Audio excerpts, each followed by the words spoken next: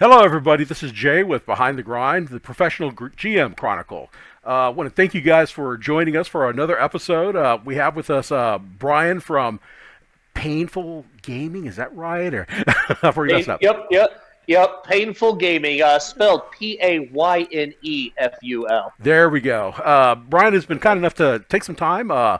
He's a professional GM on Start Playing Game, and I'll make sure I include that and some other links on the bottom to his profile for you guys to be able to take a look at. But also, more than anything else, this is just a chance for us to pick Brian's brain a little bit and try and get an idea of what makes a professional GM tick. So, Brian, if you wouldn't mind, I'm going to go ahead and let you take over, and I'll go ahead and go into the background. But if you would, just tell us a little bit about yourself. Okay. Well, my name's Brian, and so I got started with tabletop role playing over 30 years ago when I was about 10, 11, something like that, a sleepover at a friend's house. And he introduced me to Star Wars, Okay. the old West End games, Star Wars, the D6 version. Nice. Yeah. It was a ridiculous amount of fun, and it was the very beginning of just a passion that would last to this day. Just love it, love the hobby, the stories you can tell, all of that. That was the beginning of it. That Star Wars game. Very cool. So that's how you got started. But what first drew you into being a GM? How did that come about? Oh, well, I had played a little bit with my friends, and so I was like, oh, I love telling the stories. There's so many ideas in my head. I want to get this. And now later I would learn that I kind of need to incorporate other people's stories more, but that came down the line. But I had these ideas in my head, and so I tried it out. My first one, I don't actually remember the first session, but my first system was Hero System, a Oh yeah, superhero yeah, game. yeah. Very, very nerdy, very number crunchy. And me and my nerdy friends, would get into it, build these insane superheroes, and yeah, we had a blast with that. And then eventually, over time, I started expanding into to Dungeons and Dragons, and I got my own copy of Star Wars, several others. I had to kind of weasel my way into Dungeons and Dragons because I started during the tail end of the Satanic Panic. Oh gosh. So, yeah. So my mom had gotten flyers that said, don't let your kids play Dungeons and Dragons. So I had to get away with it. I told her I wasn't playing Dungeons and Dragons. I was playing Greyhawk. It's totally different. I think I told my mom I was playing poker, and she was fine with it. So. Okay, yeah. Oh, but yeah, she came around though, and eventually even bought me the DM guide and player's handbook and all that for Christmas, and yeah, it's been great. Nice. All right. Looking back at it all, do you remember the first time that you ran a game, and how did it go? Again, I don't remember the first session specifically, but yeah, that hero system was a lot of fun. The first few games, again, we spent probably the entire first sessions building characters because we were figuring out how to do it. Because my friends didn't know, I didn't know. We were all just throwing stuff together, and so you spend that time. Everybody builds their character for hours on end, but we were young, so we could still play all night. And yeah, it was. I don't remember those early games. We didn't care as much about the details that you hear about that people worry about. So yeah, by today's standards, utterly garbage games. We spent way too much time flipping through the books. We'd spend so much time going, oh, go to this index and pulling up this rule. And now we have more fast pace. Get in, get going, hit, get out. Back then we bogged it down a lot. It bogged down way more than it should have. But I guess that's how you learn. It is. It is. Looking back again, what was your favorite session? What was your favorite campaign? What makes it stand out?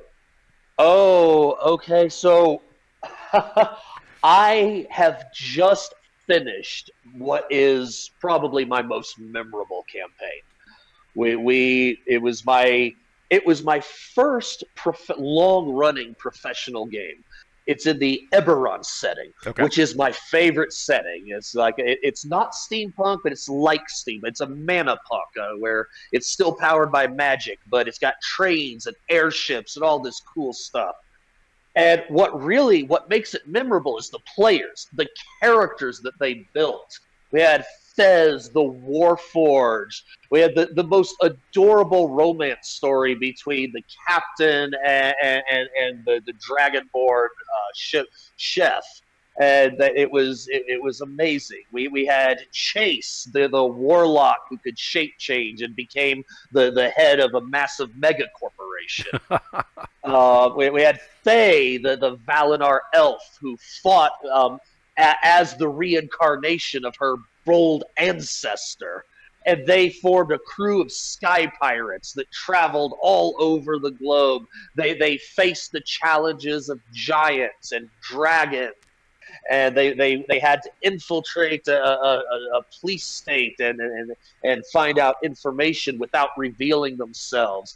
And just over the time, they built their characters into this. We had Natara, the Kalashtar, who learned secrets about where her family came from, and the enemies that were hunting her family. Like it was great, and we built these stories over the course of years, and we just recently ended it.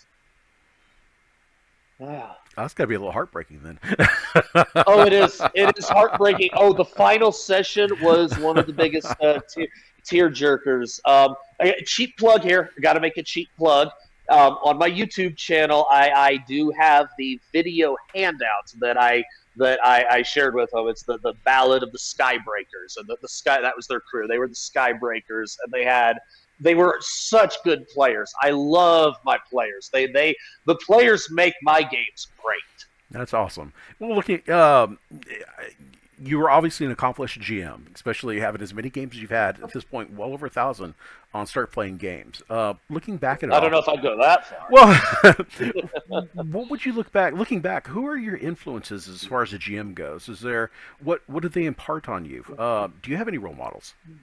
Um, because I kind of, having started so long ago, I came into GMing when there weren't a lot of publicly known GMs.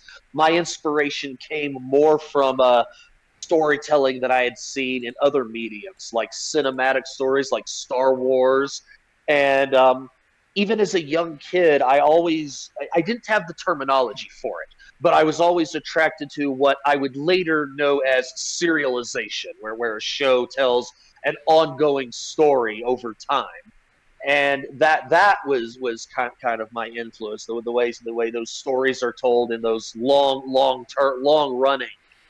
running stories. Um, so yeah, in terms of DMs, I would say now in terms of modern day DMs, Hmm.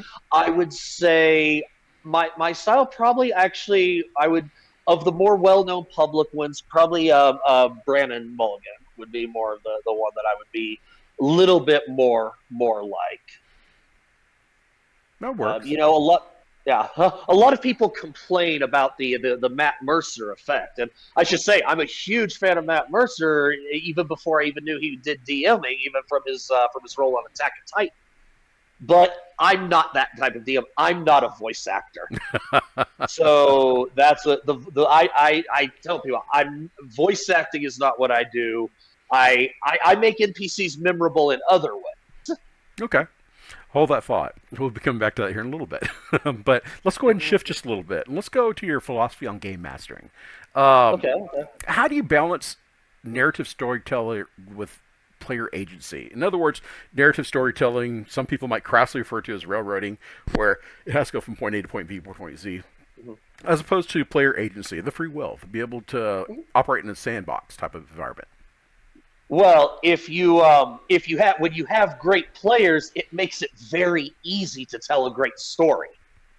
Is what I have found. I have found if you give the players that freedom to tell the story, you can fit the game mechanics and the combat and the point A, B, and C. You can fit that into that. Now, it's that's more so with homebrew. With homebrew, I build it. I build it from the center out. In a homebrew game, the players. If you are a player in a homebrew game, you are the center of the universe. It's not like real life. In real life, as my parents would remind me, I'm not the center of the universe. But in this fantasy world, you are the center of the universe. Everything else exists relative to you. So you let the players shape the narrative to the level they're comfortable with. You got to bring new players in slowly. You don't tell a new player, "Hey, you have to tell everything." But even a new player, you ask them questions. "Hey, what kind of story do you want to tell?" Okay. Um, do you think a game master should prioritize the story then, as opposed to the rules or the player's enjoyment? Well, I mean, you know what the players really enjoy? A good story that is told with rules that are generally fair. It all goes together. That's you don't you have to balance them. Sometimes you straight override the rules because it makes a cool story. Oh, you want to swing from that chandelier across the room, slide down the rail, and stab the bad guy in the face? The rules don't technically allow it, but this one time I'm going to allow it. But I make it clear. I make it clear. This is this time. This is not a permanent house rule that you're allowed to do this every time. Got it. So, when you have good players, this isn't really so much an issue. But when you have as many games under your belt as you do, I'm sure you've had to run into this at some point. So, what's your approach to dealing with challenging or disruptive players at the table?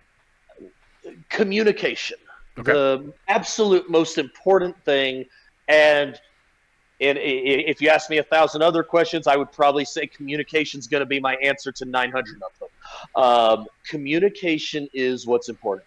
You need to find out why someone is being disrupted. Is there an issue with another player that you can discuss and talk it out above table, just having a mature, reasonable conversation as adults? Or is it a case where the gameplay style is simply not compatible? Okay. I had one game where I had there were two players. It was a couple that had joined together, and they had a conflict with somebody else who was in the group, and they tried to make it work, and it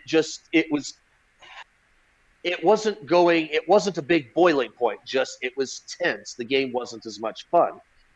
So I talked to I asked them what was going on. They told me how they felt, and I said, you know what? My Friday night game, I think was a group that you would click great with.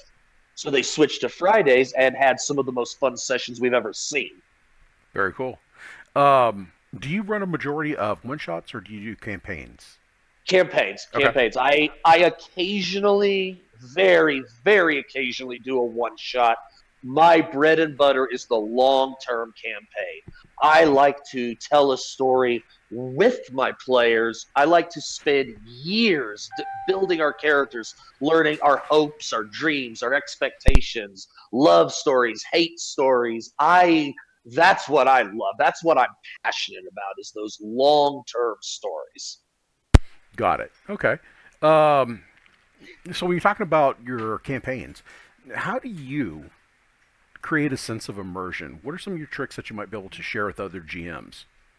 Well, for one thing, one of my key rules, remember, every NPC has a name.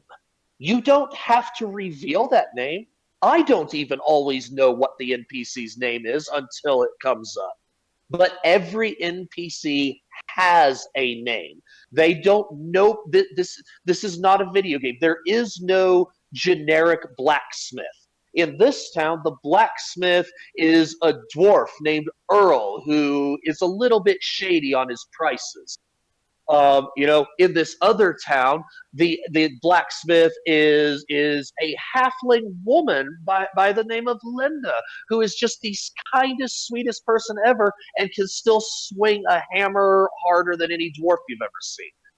It's it, every NPC has a name, a backstory. Again, I don't know or reveal the vast majority of them, but when you go into the world with the approach that they have them, you treat them differently.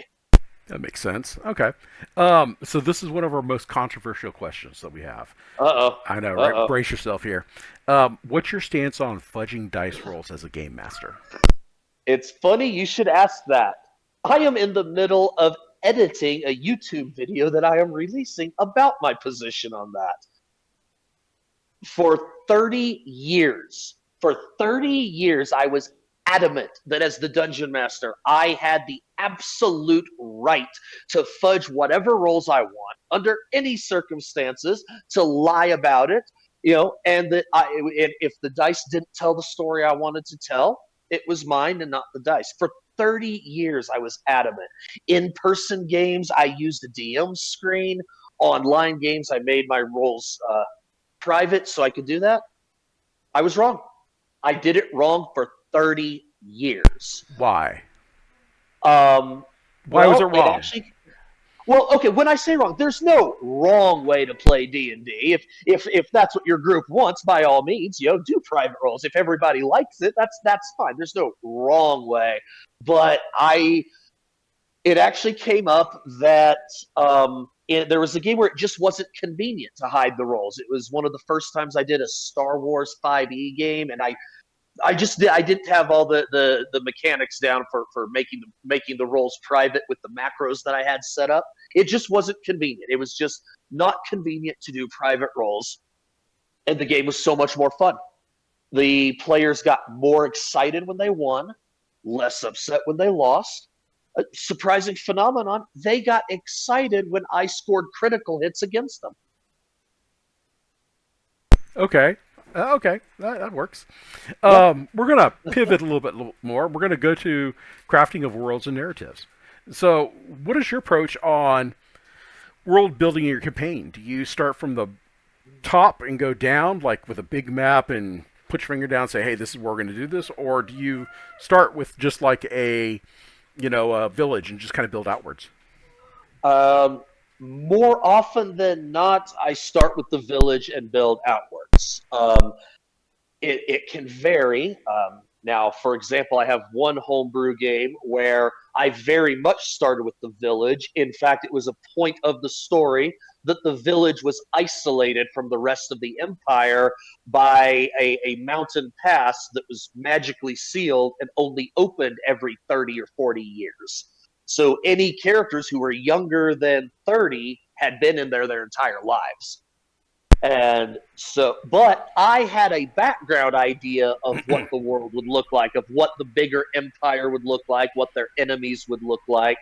But I very much built it. The first 7 levels were all in this one valley and the surrounding area, Okay. and we built that up. And by the time they got to the point where the pass opened and they revealed the world, then I was ready to expand. Here's the capital. Here's this city. Here's where the giants live. Here's where the dwarves live. Here's the enemy's borders. Stay away from there for now. Got it. Okay. So, what's your process in create? You mentioned this kind of earlier, but if you wouldn't mind kind of unpacking this a little bit, what's your process in creating memorable NPCs? Um, yeah. Now, when we want to really have someone memorable, you want to start out with some kind of interaction that stands out to the players. Sometimes it can be a really good one. Sometimes it can be a really bad one. But you want something so that they will remember that NPC. And handouts help.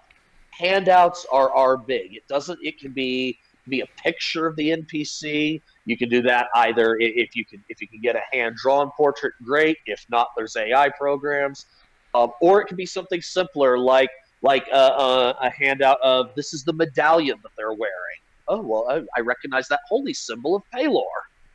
Um, so you give them some you make the interactions memorable, and you have them respond to the players. Again, you kind of let the players, you see, what do the players expect from them? Do your players expect them to betray them, or so they're always going to be suspicious? Sometimes you can play on that. Okay. It's providing the opportunities presented then. That's all right. Yeah.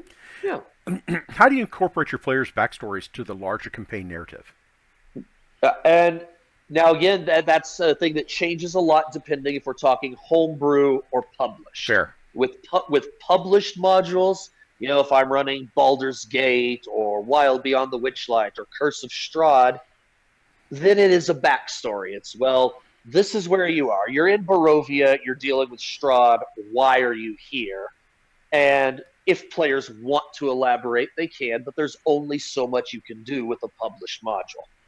When I run a homebrew, I weave those stories into the fabric of the campaign. I want the players to like let's say we're going with the classic setup of a big bad. I want them to hate that big bad.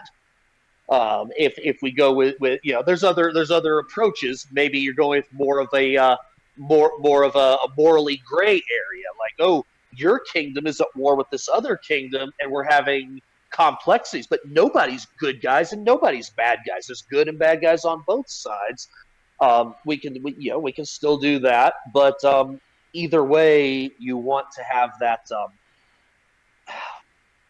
Sorry, I'm probably phrasing it a little poorly, but you want to build the characters. Why are you loyal to these people? Why does your kingdom mean so much to you? Why are you willing to go to war with these enemies? Okay. All kinds of different ways you can do that, but you spin the characters' backstories into the narrative, and I like to do that in homebrew games to a very deep level. Nice. Okay. What advice do you have for GMs who are struggling with improvisation?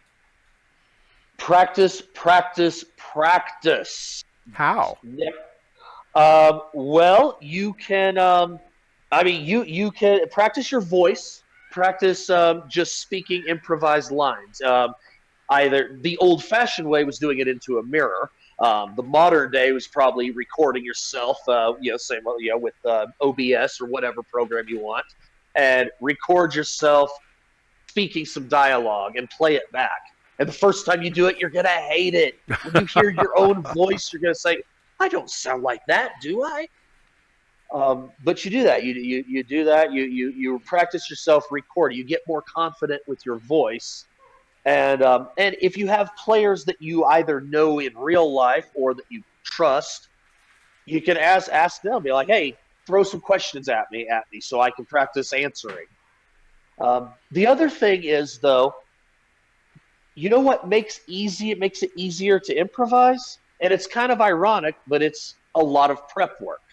The best advice I give GMs in general is do a ton of prep work. Prep, and then be prepared to throw it all out the window and with a smile on your face.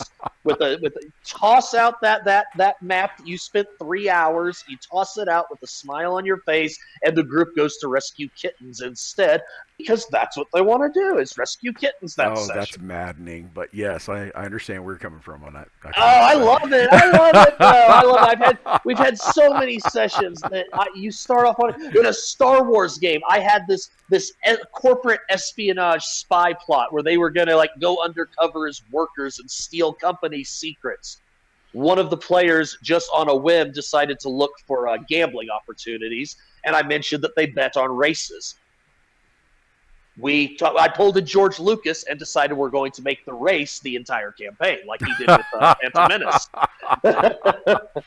Well, okay, that works. It's like this race is too cool. We're suddenly sneaking into the control center and hacking the computer is not as exciting as a race. We're going to race with explosions and snipers attacking the racers and sabotage and all of that cool stuff. So yeah, we basically did what Lucas did with the pod race. Nice. Okay, all right. So knowing that the majority of our audience are wannabe pro GMs, this next set of questions are kind of oriented towards that. You've had a chance to take a look at it. So, what does a day in a pro GM's life looks like? Okay. And let me first of all say, sometimes I still think that I still feel like a wannabe GM myself. 1,300 games, I still feel like a wannabe GM at many times. But a lot of it is prep. A lot of it is prep work. It's thinking, okay, what games Okay, what games do I have coming up today? What do I need? Do I need maps made? Do I need tokens made? Do I need music? What do I have a solid storyline, as you said, a point A to point B storyline, or do I need to have several different options? What do I have today? If everything's caught up for the day, then spend more time like, okay, so on a larger scale, what do I need for the rest of the week? I want to have my maps prepped a little bit ahead of time. I want to know who I'm going to be playing with, what games are coming up. And when possible, I try to do even farther ahead, like on a broader scale. What general direction is this campaign likely to go over the next month? Okay, I'm definitely going to need a new bad guy. I'm definitely going to need a new tavern for them to visit. Um, so prep work is huge. Prep work is a big part of what I do. I spend a good amount of time, with, again, old fashioned statement, my nose in the books. Nowadays it's digital, but yeah, spend so much time doing prep work. And again, a lot of it gets thrown out, and that's 100% okay. But still, a lot of time doing that. And then typically, most of my games start in the evening, or around 6 o'clock my time, 8 o'clock on the East Coast. So around that time, I usually start my first game. And then sometimes I run late games after that. And then afterwards, I do a little bit of wrap up, make some notes after the games, like, okay, don't forget this. Don't forget this player earned this item. I dropped this lore dump, and then, but then afterwards, I get to relax. One of my favorite things about it is I get to wake up and go to bed on my own schedule. If I want to stay up and watch some movies on Netflix, I can do that. You know, yeah, that's one of my the best things about this. I'm living the dream when I can decide my schedule. All right. So, as a professional GM, what does your business model look like? Um, so I do most of my games on Start Playing, Okay. startplaying.games/Brian Co. We'll put and everybody we'll put a link on the bottom with the Start Playing Games profile. Y'all need to check it out. um, Yeah, yeah. So I do most of my games are publicly listed on Start Playing. I do have a couple of groups that have booked privately, Okay. that pay separately, that are not connected to Start Playing. But the very important thing for me was establishing my Discord community. That was a big difference maker. Okay. The Discord community, I now have well over 100 players on there. About half of whom are currently active players. The other half being people who either former players or players who joined for a one shot, Hmm. or some people who are just people who are interested that haven't signed up yet. And that, a lot of times when I have game openings, a lot of times just putting it up on my Discord will get it filled. Okay.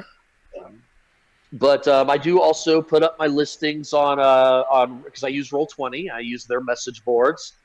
Occasionally, you can post listings up on Reddit. I don't usually need to do that, but it is another option. Okay. How many games a week do you run? Right now, I'm running around 9 to 10. And Uh, these are all it's campaigns, right? Yes, yes. Right now, they are all campaign. So you Yeah. got 9 to 10 games that you got to be able to keep up separate timelines of what's going on and everything. I mean, that's a lot of bandwidth there, man. So, like I said, prep and notes.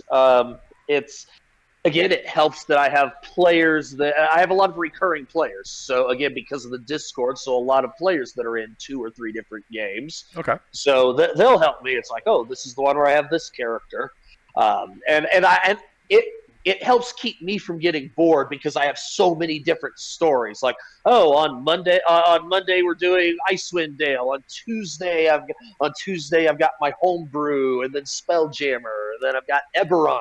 I love Eberron. If I'm gonna do, oh, that's the other kind of game I like, is a homebrew story told in a published world. Okay. I love Eberron. Eberron's my favorite. All right. Um, How do you handle the situation of no-shows? Do you have no-shows? It happens. It happens. I'm pretty generous. I give a little bit more leeway than start playing requires me to. Okay. Now, if you just no show and you never communicate with me, well, then I get your money, and and I'll remove them before the next week if they just no show and never communicate. But as I said, communication. I will bend over backwards to help players who communicate with me.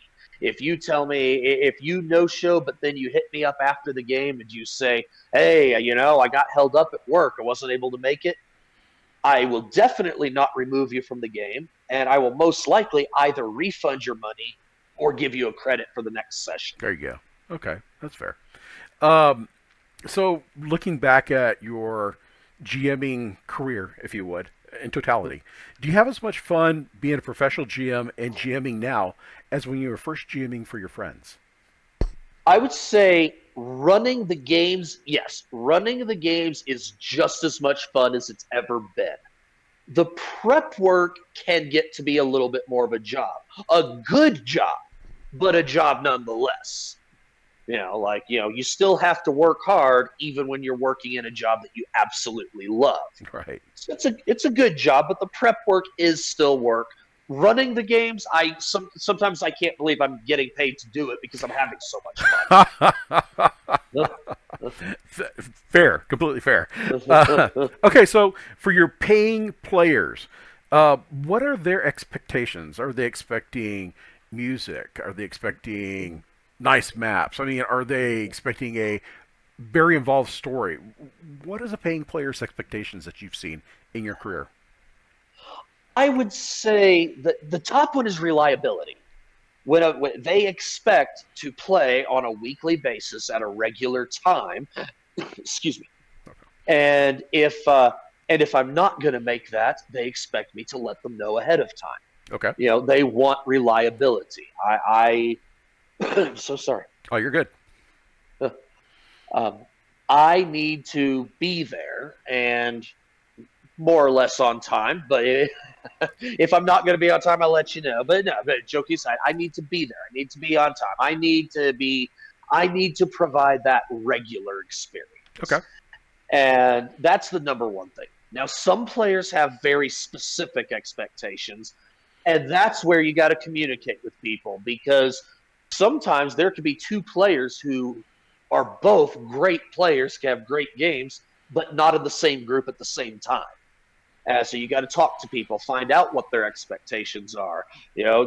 Some players expect a refund if more than an hour goes by without a dice being rolled. Ooh. Some players are more than happy to spend weeks on end in the Feywild having tea parties and enjoying the latest gossip with the Fey. Um, and I love all those types of games. You just got to make sure you're communicating with people, both at session 0 at the beginning of the campaign and on an ongoing basis throughout. Fair enough. Okay. Let's pivot then. Now let's talk about the role of the pro GM and the online tabletop role playing community. Okay. What do you think is the biggest challenges facing professional game masters in the modern TTRPG community? What are some of the biggest things that you face? Um, People not having any idea what we do. Okay. So many people, there are people who have heard of Dungeons and Dragons, or they played it in college 30 years ago and don't know anything about it today. There's so many people that are a professional DM. What? You get paid for that?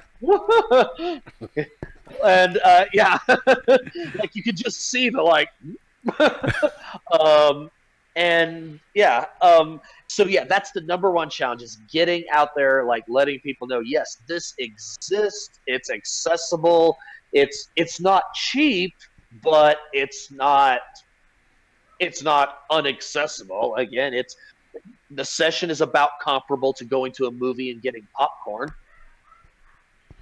Fair. And a little with the quality of movies these days, I think I'm comparable. I think I may be a better choice. Definitely more variety, I would say, at the very least. Way more variety. Right. Way more variety. Okay. So, how's the rise of actual play content and streaming impacted the way you approach your game mastering? Well, it has set expectations. In some ways, it is set higher expectations, and I have to work a little harder to meet those expectations. Okay. And in some cases, whereas the example I gave earlier, in some cases where I can't meet those expectations, I have to be clear about that. Like the voice acting thing is the big thing. You're like, oh, can you do voice acting? No, no. Like the funniest thing ever is if I try to do a British accent in front of my players, in front of my actual British players. Oh They gosh. will destroy me, utterly tear me apart. I can see that. What is that? Oh, how, Yeah, yeah. how do you feel about the responsibility of representing diversity and inclusion in your game? It is very important to me. Okay. It welcoming people into your games that have traditionally felt excluded. Members of the LGBT community, women, minorities, people with disabilities, autistic players, people who are very often feel non-welcome by actively welcoming them. And I don't mean just saying, hey, we'll allow you to join. No, welcoming them, celebrating them, making them feel like you want them there. That makes my games better. Okay. And that's fair. What advice would you give to aspiring GMs looking to make a name for themselves online? How do they do Uh, that? And this is an area where even 3 years in, I am just scratching the surface of that one. Okay. Again, cheap plug. I have just recently launched my Facebook and Instagram social media. I've been building the YouTube channel for about 6 months, where I've got some demo videos. Demo videos have already paid off. That is something that will pay off real quick. Is have a video that you can, if you don't want to put it out on YouTube or whatever, at least have it on your own hard drive that you can email to people, or on Discord.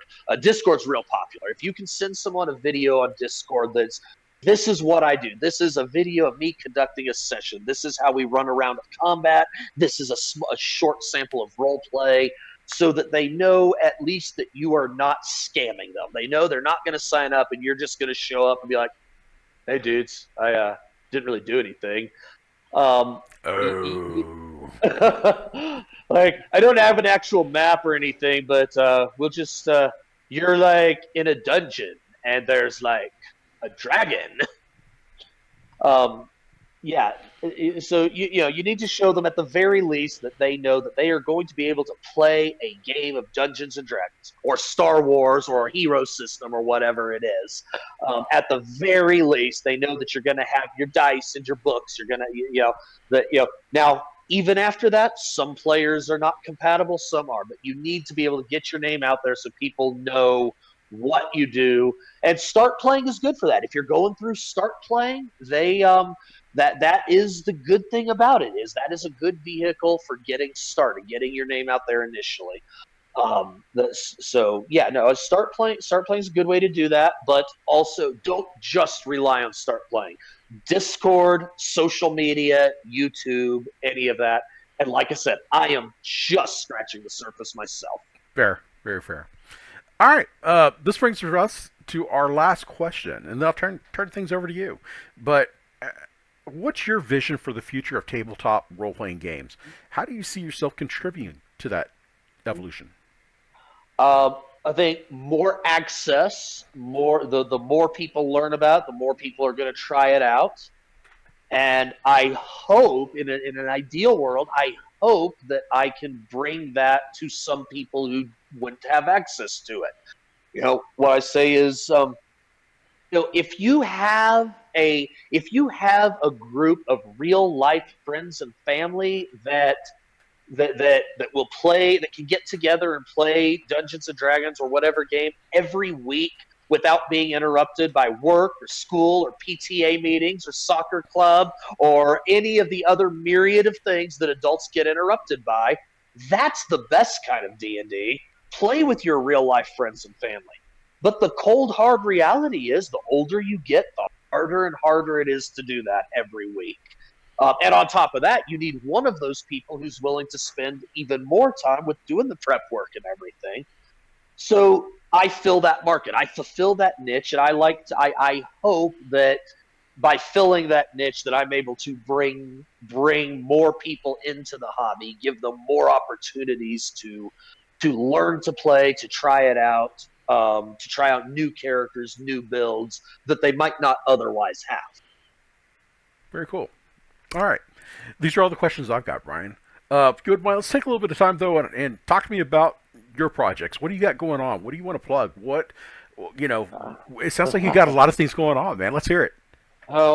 It's funny. Just a few months ago, the only thing I had going was Discord and YouTube. Excuse me once again. Just a few months ago, that was all I had. And now like I said, I've launched a Facebook, I've launched an Instagram, and I am super excited. I am officially sponsoring Colorado Wrestling Connection, an independent wrestling show out of Colorado Springs, and I am going to have a booth there where I'm going to give away. I'm looking to give away treasure of some kind. Things like free games, maybe even a free custom one shot, stuff like that. Working with them, promoting my name, supporting the local independent wrestling scene also. And also getting that social media out there, getting Facebook and Instagram. I haven't done much, but I've got. I did a player spotlight. My first Facebook post was a player spotlight from our Captain Category from the Spelljammer crew. We gave her background, how she came to be the captain, all of that. Told that story, posted that up on Facebook. That's something I plan to do once or twice a month. Very cool. And keep in mind, folks, we'll make sure we have links on the bottom to all these things that Brian's got going on. And I want to encourage you guys to support it. Check it out. It sounds like you've got a lot going on. And it sounds like you stay very busy with all the games you got rolling as well. If you don't mind, real quick, my on the YouTube in particular, I have a gameplay demo video, a level 20 pirate wedding, and a setup demo that shows you how to get step by step how to set everything up that you need. I think that's something that will definitely appeal. A lot of us have kind of a nebulous concepts, but to actually be able to see how it's done, I think would help us all in the community tremendously. Just get some ideas and way to make some steps. Awesome. Okay, guys, folks, I want to thank Brian again so much for joining us. If you've enjoyed this, I need you to like, share, subscribe to the channel, and just keep in mind on the bottom there in the comments and stuff like that, we want to interact. If you got questions for Brian, post them down there. I'm sure he'll be checking. He'll have an interest in this as well. And for me, I'm always looking for different questions, suggestions from the community on people to interview, questions to ask. What is it out there that you guys have an interest in? And how can I help address some of these things? So, Brian, again, thank you so very much for joining us. Oh, yeah, no problem. Thank you very much. And I will be checking the comments. Feel free to trash talk. All right, guys. Thank you so much. And we'll go ahead and sign off here. So, again, this is Jay for Behind the Grind, the professional GM Chronicles. And just thank you so much. God bless, folks.